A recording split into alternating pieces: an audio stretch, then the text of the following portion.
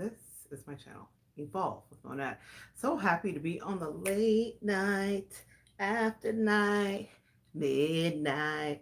All right, it's gonna be what is it? What is it? Oh, the night shift. We're working on the night shift. On the night shift. All right, so my angels are on the night shift tonight. For those of you that are new here, welcome. It's crazy over here, but in the best way. We are going to be talking about the 108 wisdom principles. I am a professional intuitive empath. You are at the right bat place and the right bat channel. We're going to get into it, y'all. Let's talk about how to be better. Excuse me, a little bit of throat clearing. If you pop in, please say hi. Let me know that you stopped by. Comment below. I don't have any more. I could go, but I'm going to stop there. All right. So, this is what I want you guys to understand. My angels are having me do this like a mecca, okay? So they said, this is my impatience. So I want you to understand. They want me to let you know that I'm overriding something right now. This is what free will is. I am allowed to do a snapshot right now. They want me to do it like daily, like teach specific, more meaty, maybe 5 to 8 minute lessons about these things, but I'm going to just read through them and probably talk through a couple of them. You guys know me. This was something that was downloaded to me, and they said in order to understand our power as super empaths, because a lot of us are empaths, but there is a certain breed of super empaths. We're the ones that deal with the narcissist. We're the ones that have the earth angel assignments to assholes. That's a video I might, if I have battery life, do one more before I go to bed tonight. We often as earth angels are assigned to assholes. And yes, I'm a spiritualist who's cursing, and all and both and all of the things are true. So all these things are true, and both of these things are true. Let's get into it though about what is here for you. We're going to go through it. The law of abundance. Sufficient resources exist to accomplish anything you want. That is important for you to understand, empath. A lot of us come from a lack or poverty consciousness, so scarcity, and that would be the Five of Pentacles if you're reading tarot. So I want you to understand that we are capable of that. The reason that I'm teaching this to you, or they wanted me to slow down and reiterate this for you, is because super empaths, we are incredibly powerful at manifesting and at raising the vibration of the people that are around us and their life. We improve lives, but also it's important for us to improve our own, and we only do that by knowing ourselves. To thine own self be true, but to thine own self be educated. It is imperative that you understand that we are subject and held to a different set of rules. A lot of us have looked at narcissists and things like that and thought, how come they got away with X, Y, and Z, and I get instant karma? You get instant karma, my loves. It's because you're part of the tribe. It's because you're part of me, of thee, of all of us, of we. You are part of the collective that is here and that was put on this earth to raise the vibration, to be a good human, to help those that are either less fortunate, or to help those that may just need a hand up because they've been in a situation and we were just in it. We are no better than anybody, but we are assigned and we took the assignment. Do you understand the assignment? And to understand the assignment is to study and show thyself approved. That's Virgo and me talking to the student and you. It is time for us to evolve, and I don't just mean that in a cliche way. Let's get into it. The law of acceptance. What you do not fully accept, you cannot change. The law of accountability. The more you have, the greater your accountability. Precisely why they had me teach this to you, super empath, because to whom much is given, much is expected. I cannot behave the same way that someone who is low vibrational can and get away with it. I do not have the luxury of wasting people's time or injuring people or enjoying schadenfreudeistic moments, if that's even a word, where I'm enjoying someone else's pain. I don't have the time for that because it will be returned back to me. There's a greater accountability. I am a practitioner. I am a teacher. I'm a conveyor of information. And it is so important to do that and understand that to whom much is given, much will be expected. The same as here of you. That's why I put super empath. I hope only super empaths clicked on this video. And if you did, you're here for the right reason, because this is like the teachers of empaths. This is not just the empath. And it doesn't mean that we're any lesser, but in everything there is a teacher. There is an apprentice, there is a grasshopper, there is an ascension. And we go through that through a lot of extreme pain. Check your privilege, check your pain. I had to check both in order to teach this. I had to check both in order to remain sane. Empath, you didn't get here and become super because you went through freshly cut grass that was easy to walk through. You went through uncut, unchecked brush with a machete, and you hacked back and forged a new path like a conquistador. I digress. The law of action. Your intentions are effective only when you act on them. Your intentions are effective only when you act on them. The law of Akasha, the Akashic records. Akashic meaning the record, the life. Akasha is the universal substance upon which the consciousness acts. I made a video earlier where I talked about Angelina, Brad Pitt, and Jennifer Aniston, and that in Brad Pitt's Akashic records, it was predestined for him to have children. It was just never going to happen with Jennifer Aniston. And in order for him to fulfill his mission, it meant a deviation in the path. Akashic records and understanding what they are helps you. I have readings up here for you. Wow, angels, y'all really put a thing together. I have readings up here for you to check out regarding what the Akashic records are and then to see what your spiritual lesson this year is going to be. You can find it by your sign. Just scroll down and you'll find the video. I also have a preliminary explanation video about what the Akashic records are in depth, about a 16-17 minute video, and your other videos are much shorter, a little snack for you to ingest about what might be happening as you begin your journey. Super empath, if you're here, this is like calculus. You need to know about your Akashic records, okay? Before it was just like, oh, the secret, and I know how to manifest. And I'm not trying to make that sound trite. All of these things add up, right? This is all helping us get our PhD in metaphysical practices. Girl, I almost said, listen, be real. I said, this is all, I was about to say this. This is all helping us get our PhD in fuckery. What I mean by that is dealing with narcissists, sociopaths. Y'all, can we talk? Yes, I'm spiritual. Yes, I love the Lord. Yes, I love the universe. Yes, I get that there is this great source. But, y'all, they gave us an assignment and we took it. And that meant we battled these crazy people. And that means it's fuckery. It's not always like happiness and heaven sent, yeah? The law of analogy. Sometimes a thing may be best understood in terms of its similarity to other things you already understand. This is why a lot of us begin to heal what happened when we were young, right? With our parents. We start to understand the patterning, and to become a super empath, you have started to make the connections to your past relationships and connections and the future connections that you created or the present ones you're in. And you will start to see the similarities, and that's how you can tell what's happening. The patterning shows itself. The law of as above, so below, which is where I put our location, even though I didn't remember that was in the list. The universe is reflective. What exists in one dimension has correspondence in every dimension. I have a video up here talking about when the mask slips. It's something about the mask slipping with a covert arc that I dealt with and excised from my life. And in it, I talk about understanding that in the 3D and the 5D, we were having spiritual battle and hearing things. And that is something, before I ever understood about these laws, I was dealing with and battling with. And my angels confirmed it for me in that. And so for you, I want you to think about that.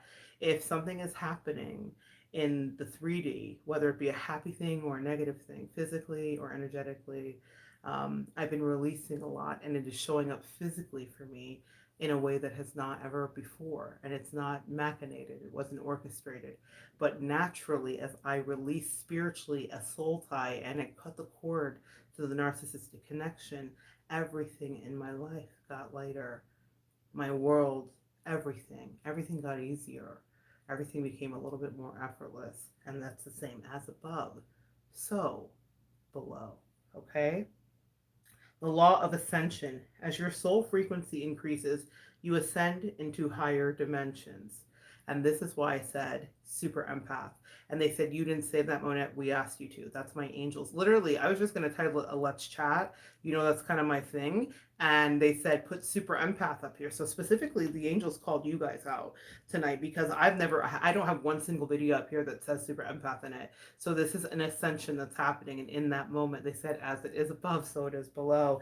And they wanted you to see that. The law of attachment. This is fascinating to me. All attachments draw energy from you. I have a video coming up here about how all relationships are transactional.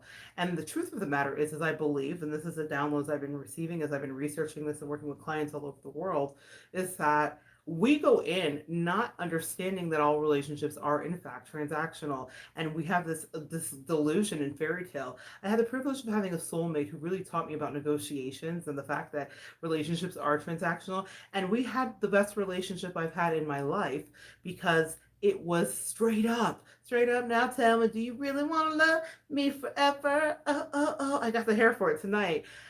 Or is this just hit and run? And that soulmate was really clear about what he wanted to get done. And because he was, we were able to get it done. That doesn't mean that life didn't get messy and humanity didn't seep in and, you know, our better senses didn't evaporate at some point.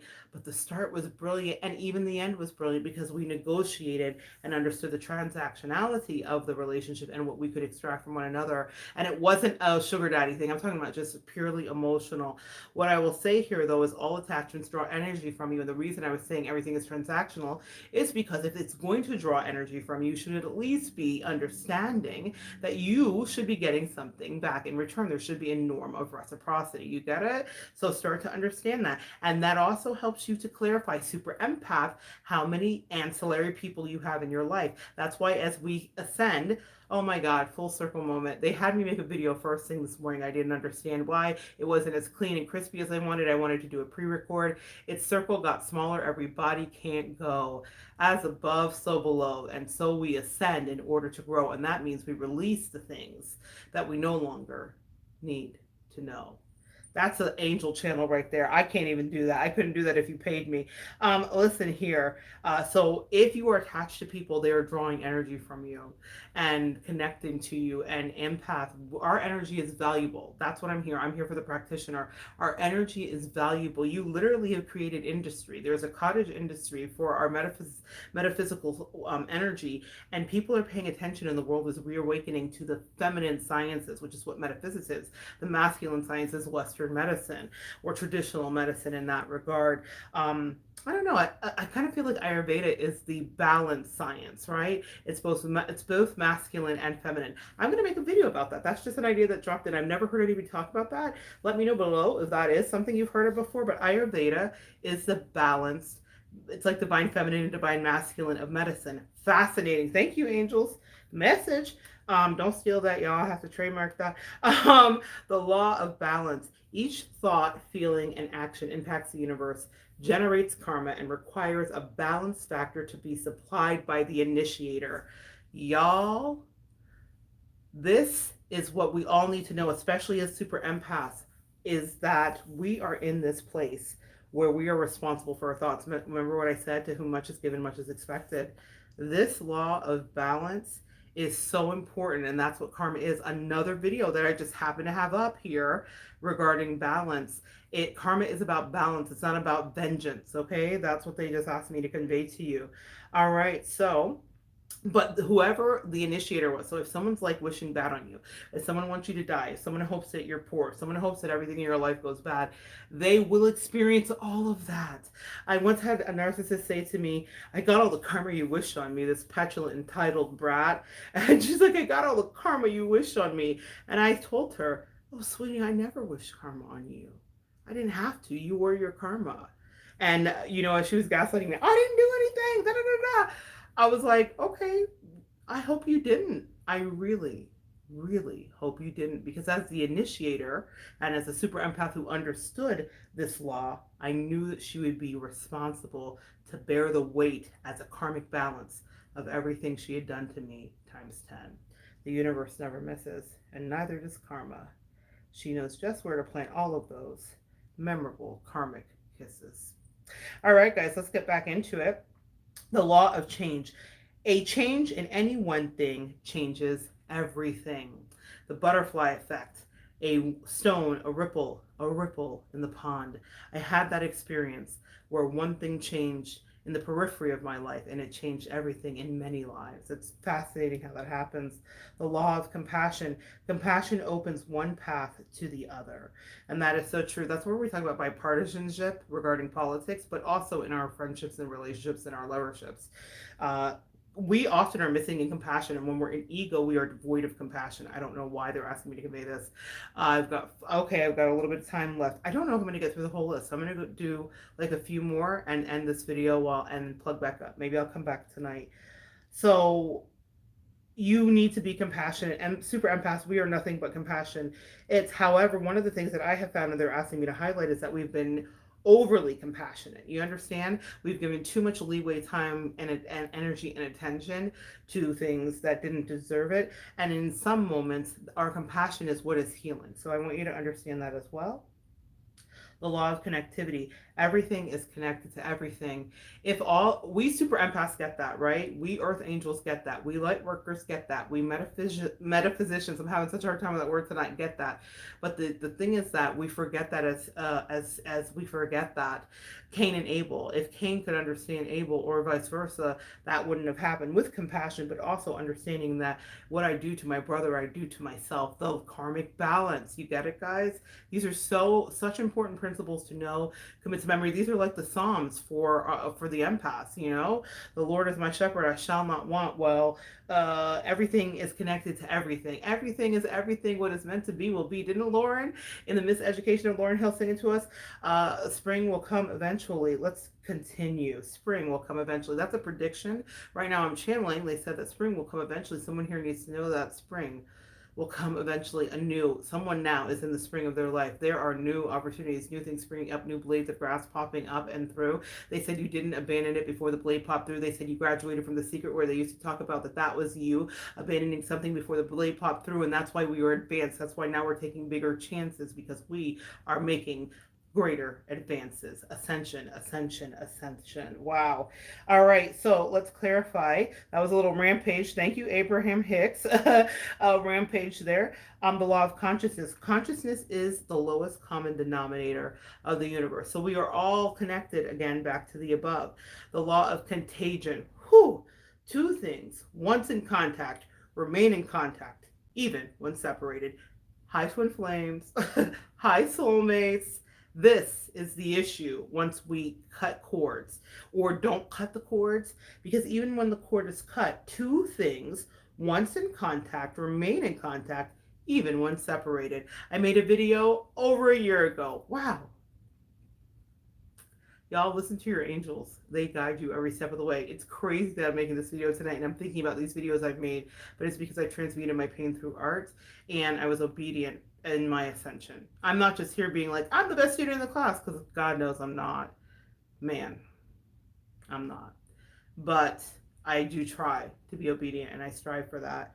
And now I get it. In my obedience, I now have a reference point. I've created my own encyclopedia so that you can learn it. Because if I went through the pain, it shouldn't just be so that I can let it burn and burn it. It should be so that I understand that this new ascension is something that I've earned. I've earned it. And I want you to earn it too. And that makes it better, all the better for you, when you actually do the work. Back to this. Two things, once in contact, remain in contact even when separated. The video that I made features a song by Yeba. I definitely will connect this below when I get back home. I can't remember. It's I think it says something like, I still won't go, but I sure as hell won't stay, but I'll never leave. And it's it takes a while to kind of catch it, but what she's saying is she's been cheated on, she's been abandoned emotionally by her partner, and she knows she can't stay there just out of her own pride and dignity, because she has self-respect, even though she forgot that about herself for a while. Can some of you relate? And super empaths, every single one of us, guy or girl, we can relate. We forgot who we were. We forgot our power and our strength, right? Well, what she does is she says to her partner, I'm out of here because you fucked me over. I'm not staying for this. But what you didn't realize is that I was a super empath. And I will go, but I'll never leave. And it's not because we're stalking and watching. It's because two things, once in contact, remain in contact, even when separated. You had a real connection to somebody, even if it was karmic, toxic, and sociopathic. You understand who they are. They understand who you are. Maybe they know who you are better now. And maybe you know who they are better now. Let's carry on. The law of continuity of consciousness. With sufficient soul maturation, There is continuity of consciousness. One of the things that we note about narcissists or sociopaths that we are working with is that they have no object permanence. They have no continuity of consciousness. You get it? That's the similarity. And so what happens here is that they are all over the place and move very much by their emotions. Super empaths, our emotions were like tsunamis when we were kids, and we had to learn how to tame it when we were suppressed usually in it, right? So now that you're in your full expression, you don't become a super empath unless you're comfortable expressing fully your truth and you're unapologetic about it. You don't give a damn whose feelings it hurts. You don't give a damn who sees you, who watches it. You are your own autonomous energy. Well, when that happens, there is maturation. That only happens with maturation. My 20-year-old self couldn't be here. My 20-year-old self couldn't talk about the fact that I was a bisexual black woman and having whatever. My 20-year-old self couldn't admit that I love my partner, but I am my person. You know, my 20-year-old self couldn't be fully in my power and talk to my in-laws and counsel people all over the world. My 20-year-old self had to evolve. And I matured, and you will too. And in order to do this work, it's the thing you have to do. But it makes it easier because when you ascend, you're not all over the place. You know your truth, okay? You know who is and isn't your friend. You get it, guys. You like clearly can see things. Let's see. I'm going to do two more. The law of cycles. I'm going to stop with this one. Everything in creation rises and falls, manifests and demanifests, expresses and withdraws. This one is so powerful, and if we remember it regarding our relationships, we would not get into so much trouble. You fall into love with somebody, then you fall out of love with them, or you get a job, you love that job, then you don't love that job anymore, or Rome wasn't built in a day, and why did it have to be built in a day? Because it took time, or they said Pompeii was destroyed in a day. So the rising, the falling, the crest, the ebb and flow, it is all sexual, sacral chakra energy. Let's talk about the phallic member here. Yes, we're going to go there. The rising and the falling. Can an erection be erect forever? Yes, for a good while with Viagra, right? But, or maybe some Cialis. However, it is not meant to be erect forever because everything needs a time to recede and to wither. Amen. Amen. For the guys out there, we understand it's a metaphysical principle, and that is the same of any cycle in your life. So even when you think you're at the worst place ever, it's not the worst place ever. It will pass. Even when you think you're at the best place ever, it's not the best place ever. It won't last. And that is what you need to know in order to help healthy relationships grow and in order to facilitate and to nurture the seeds that you sow. Even in the cycle of seeding and sowing and tilling the soil, there is a 7-year absentee period in some ways where we do not extract anything because all we would get back is food that is devoid of nutrients, and even the ground has to rest and demanifest and then reinvest. Think of the wave. The wave isn't coming full force. Even as a tsunami, it ebbs into the city as it flows into the crevasses. But the thing about it is, for a while, it stood tall, and maybe it was a wall, and there will be moments in your life where energies and relationships mimic that. And then they will inevitably fall. Super empath, we become super because we know how to weather it all. Thank you for joining me. This is such a cool thing. It's one of my favorite things. I can tell this is going to be a series that I'm going to expand on. Come back and join me next time, and we will continue to evolve together.